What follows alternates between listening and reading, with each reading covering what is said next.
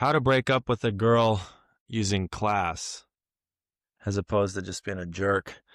My experience has been there's a couple things to say here.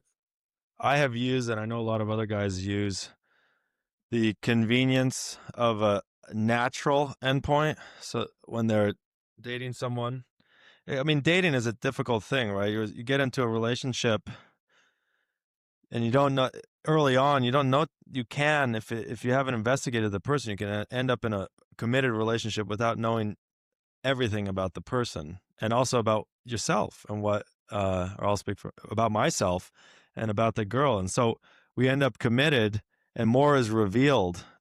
And then maybe I'm not ready to get very serious towards marriage, or she turns out to be I have buyer's remorse. I bought something I'm not happy with.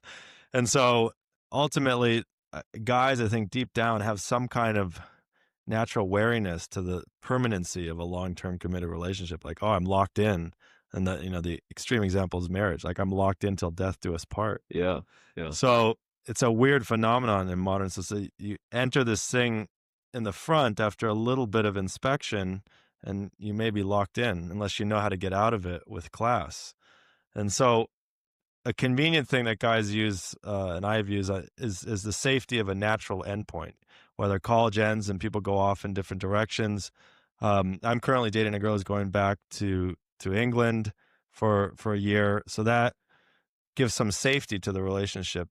We don't have to look at deeper issues that may be difficult in a long-term thing because we have that break point that's coming up, so we can exist in an intermediate phase.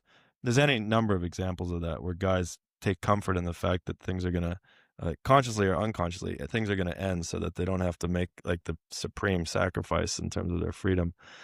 But what happens if you're in something and there's no end sight, there's no terminal point to the relationship, and the woman has a lot of feelings, and it's kind of, I guess, guilt can enter into that. My experience is it's kind of twofold, especially now at this stage of my life. One is that I try not to get too thick into the mushy-wushy emotional part of it, and I always try to maintain some level of casualness or objectivity, and in ways remind the girl, like, we're dating.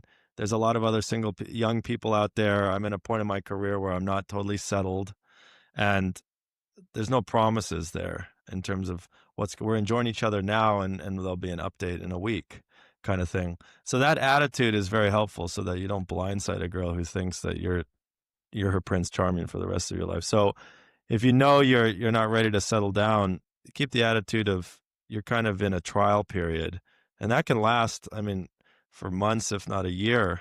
Of course, a woman is going to work against that, trying to get more levels of commitment, but it's your right as a man, your prerogative, to keep the trial period going because she's asked full commitment is it's a huge deal for a guy. So I believe men, it's their prerogative to keep the trial period going for an extended period of time, whether that's months, a half a year, whatever. I think it's good to have that bird's eye view perspective too, both for yourself and to convey it to the woman. What I mean is, are you only dating?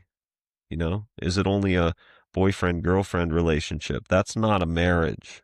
That's not the same thing as a marriage. How would you break down I mean, there's strangers in a nightclub, one night stand. There's casual friends. We're dating. We see each other, twice a week for dinner, and you're my main squeeze. There's She moves in and Yeah. it's exclusive. Now, What's the taxonomy? yeah, kind of where does exclusivity? stuff get dicey? Because you've talked about a sweet spot Yeah, for men, yeah. like where they're enjoying it. It's still, they have their freedom. They have their own pad. There's certain things that are off limits to the girl still.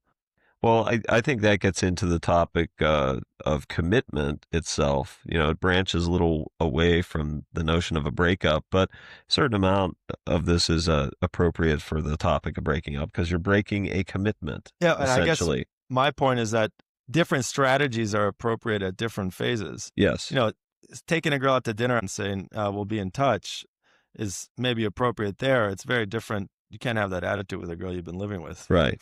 So depending how serious you are with a woman, the strategy is different. It has to be, I guess, one universal thing that I think could be very helpful to the brothers out there is that, coming from the from us, and that I use frequently is if I find that something has a lot of good elements, but there's some unworkable things, and they can be unworkable even as simple as I'm not ready to be exclusive, or I'm at a point in my life where yes, the relationship would be ideal if I wanted to get married and settle down, but you know what, I still have more to do as a single man. I find that instead of getting into drama and intense emotional moments, laying out basically the full taking full stock of the relationship with the girl and saying this is working, this isn't. To be honest, it's about honesty. I frankly, I still have eyes for other girls. I don't think I'm done with my single life. I have more adventuring to do, more exploring, and maybe the girl is great, and you can acknowledge that. But I find that if a woman can see my side of the picture, see what the inventory I'm taking on the relationship, and see why right now can't work or it can't be exclusive, what can she say to that? There's not much she can say. She can be frustrated and hope for more, but basically how I feel and what my life goals are don't allow me to be in this any longer or at this level.